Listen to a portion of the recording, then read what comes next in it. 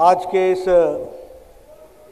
कार्यक्रम में मेरे साथ उपस्थित भारतीय जनता पार्टी के प्रदेश के अध्यक्ष, जुझारू और कर्मशील अध्यक्ष श्री दिलीप घोष जी, हमारे राष्ट्रीय महामंत्री कैलाश विजयवर्गीय जी, हमारे सह संगठन मंत्री श्री प्रकाश जी, डॉक्टर सरकार, हमारे संसद सदस्य ज्योतिर्मय महतो जी, हमारे संसद सदस्य राहुल सिन्हा जी, अरविंद मेनन जी, सम्मानित मंच और यहाँ हमारे सभी वरिष्ठ सज्जन वृंद, मीडिया के मेरे साथी और इलेक्ट्रॉनिक मीडिया के मेरे साथी। दिलीप घोष जी ने आपको बहुत विस्तृत तरीके से अपनी भाषा में, सुंदर बंगाली भाषा में आपके साथ चर्चा की है और सारी बात आपके सामने रखी है।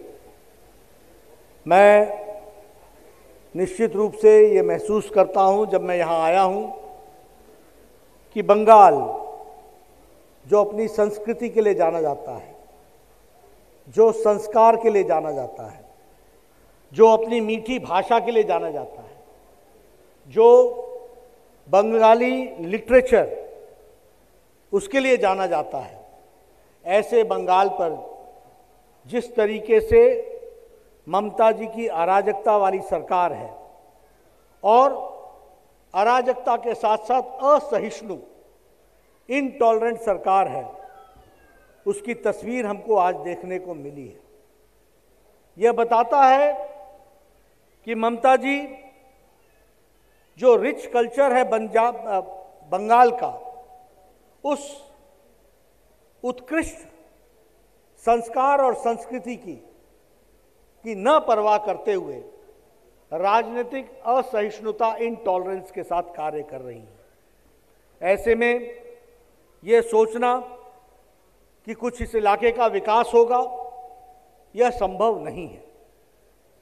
अभी हम सबके ध्यान में आया कि जहां प्रधानमंत्री जी ने कोविड-19 में जिस तरीके से बढ़िया मैनेजमेंट किया और सबके लिए दवाई पहुंचाने की व्यवस्था की, उसके साथ साथ टेस्टिंग फैसिलिटी दी, उसके साथ साथ लोगों के आर्थिक प्रश्नों का भी उत्तर देने का प्रयास किया, वहीं बंगाल की ममता सरकार ने गरीबों के साथ अन्याय किया और अन्याय के साथ साथ जिसे हम कहते हैं चौल चोर की सरकार हमारे सामने आई है। यह हमको ध्यान में रखना चाहिए। अम्फान आया, लोगों को मुसीबतें सहनी पड़ी। हमारे मत्स्य से जुड़े हुए, हमारे मत्स्य समाज के लोग आज मेरे सामने खड़े हैं, बैठे हैं। उनके लिए प्रधानमंत्री जी ने 1000 करोड़ रुपए भेजा।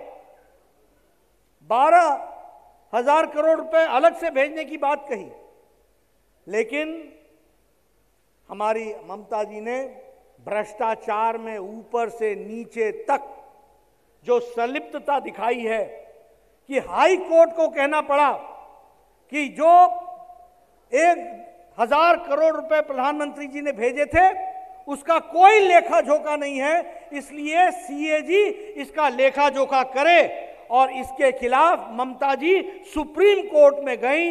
भय का है, किस चीज का भय है ममता जी को? अरे एक तो चोरी, ऊपर से सीना चोरी, एक तो बेईमानी, ऊपर से उससे बचने की कोशिश। मित्रों, ये आपके हक पर डाका डालने का काम किया गया है। प्रधानमंत्री जी ने आपकी चिंता की, आपके लिए 80 करोड़ जनता के लिए 5 किलो चावल, 5 किलो गेहूं और 1 किलो दाल प्रति व्यक्ति 80 करोड़ जनता को दिया गया, जो यहां भी बंगाल में पहुंचाया गया। लेकिन वो चावल जनता के घर पे नहीं पहुंचा, वो टीएमसी के नेताओं के घर पे पहुंचा। चौल चोर की सरकार बनी, ये हमको समझना चाहिए।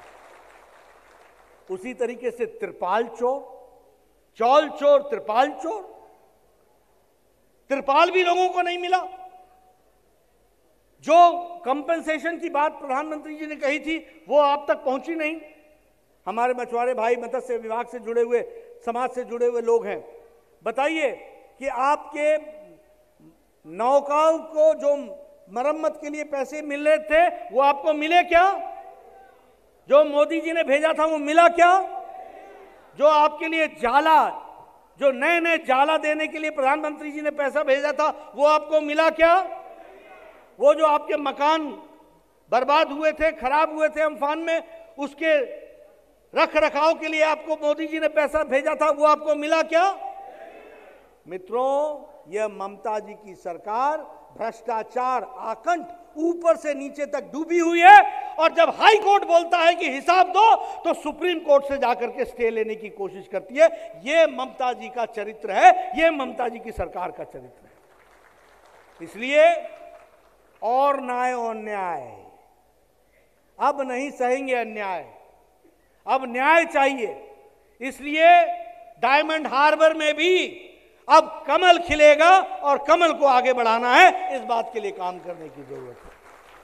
मित्रों, बताइए, प्रधानमंत्री जी ने सारे देश को 55 करोड़ लोगों को 5-5 लाख रुपए का हेल्थ का इंश्योरेंस दिया कि नहीं दिया? हेल्थ का कवरेज दिया कि नहीं दिया?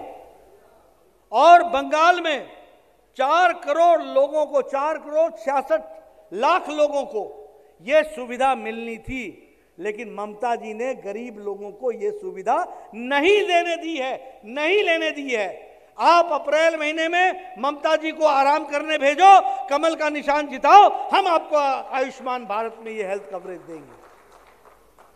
आप बताइए, किसानों को 2-2 हजार रुपए, 6 हजार रुपए साल का देने का तय किया है कि नहीं तय किया? तय किया है कि नहीं तय किया? 70 लाख किसानों को इसका लाभ मिलने वाला है, 70 लाख। लेकिन ममता जी ने इसको रोक दिया है। क्या यह रुका रहना चाहिए? क्या यह रुकना चाहिए? ममता क्या बोलती है? आमाके दिए दाओ, आमाके दिए दाओ, तुम्हाके देवो ना, ये सीधा किसान को जाएगा, कोई कट मनी नहीं मिलेगा, कोई कट मनी नहीं मिलेगा, सीधा मोदी जी का पैसा किसान को जाएगा, 2-2 हजार रुपए जाएगा, अप्रैल महीने में जाएगा। ये हम आपको विश्वास दिलाना चाहते हैं।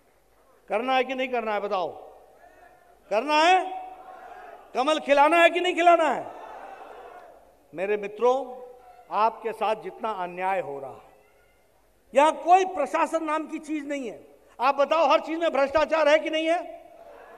आप अपने आपका हक मांगने के लिए जब आप प्रशासन के पास जाते हो तो वो आपसे कटमनी मांगता है कि नहीं मांगता है?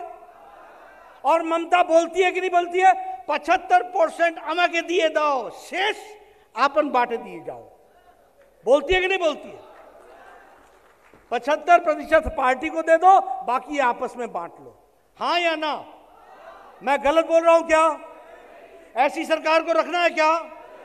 तो ऐसी सरकार को छुट्टी देने का काम आप लोग पकड़ो, और मोदी जी के नेतृत्व में यहां भी डबल इंजन, वेस्ट बंगाल में भी कमल खिला करके विकास को आगे बढ़ाओ। यह मैं आपसे निवेदन करूंगा। आज उन्होंने हमारी गाड़ी को रोकने की कोशिश की, कैलाश जी को ऊपर अटैक किया, मुकुल रॉय पर अटैक किया, हमारे शिव प्रकाश जी के सौरभ पर अटैक किया, गाड़ी तोड़ दी। यह प्रजातंत्र है क्या? यह रविंद्रनाथ टैगोर का बंगाल है क्या? यह श्री अरविंदो का बंगाल है क्या? यह बंकिम चंद्र चटर्जी का, चट्टोपाध्याय का बंगाल है क्या?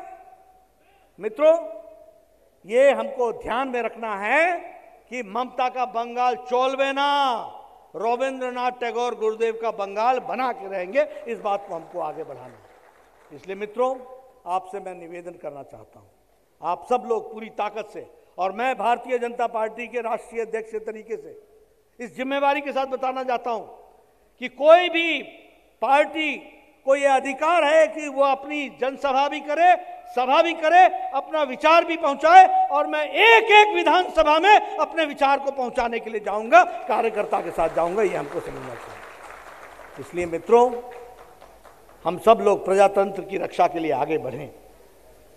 मैं आपके बीच में ज्यादा समय न रहते हुए, मेरा आगे भी कार्यक्रम है और मुझे उन कार्यक्रमों में शामिल होना है, लेकिन आपको विश्वास दिलाता हूं, एक एक कार्यकर्ता डट के अपने इलाके में काम करो, और हमारे जो समाज के लोग हैं, मत्स्य समाज के लोग हैं, उनको मैं विश्वास दिलाना चाहता हूं। आज ये सच्चाई है कि नहीं? सच्चाई है कि बांग्लादेश से लोग आकर के यहां पर बस रहे हैं और हमारे मछुआरे भाई यहां से आंध्र प्रदेश को पलायन कर रहे हैं, हाँ या ना?